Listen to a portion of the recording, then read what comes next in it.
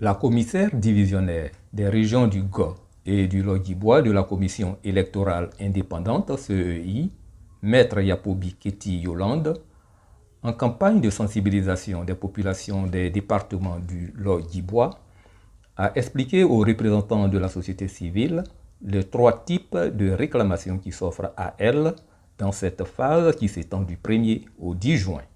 Il s'agit maintenant d'ouvrir le contentieux, parce que dès que nous procédons à l'affichage de la liste provisoire électorale, ceci ouvre ce qu'on appelle la période de contentieux.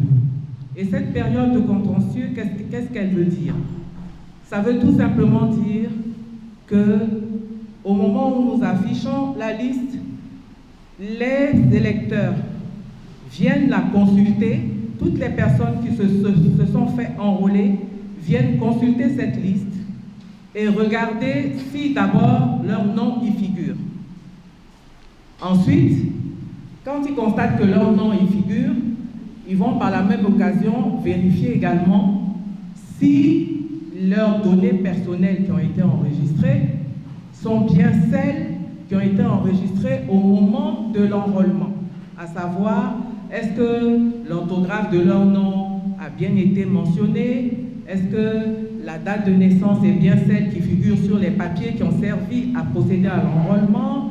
Est-ce que leur adresse, etc., est-ce que toutes ces données qu'on appelle des données alphanumériques sont les bonnes qui ont été reportées sur la liste électorale? À ce moment-là, quand vous consultez la liste, que vous vous rendez compte qu'il y a des erreurs au niveau de la liste, vous avez tout à fait la faculté de venir au niveau de la CEI pour porter des réclamations. Après consultation des listes, ceux des premiers électeurs qui ont observé des irrégularités sur leurs données ont commencé à se rendre à la CEI locale pour poser des réclamations. Maître Yapobi a insisté afin que les populations se rendent au lieu où elles se sont fait enrôler pour vérifier sur la liste affichée si leurs données sont correctes. Oui, toi, qu'est-ce qui se passe? Quelle est ta préoccupation? Il y a une erreur sur le nom de maman et le nom de papa. Il y a une erreur sur le nom du père et sur le nom de la mère. Je suis venu voir les gens de CI, nom de maman, nom de papa. Il y avait erreur dessus.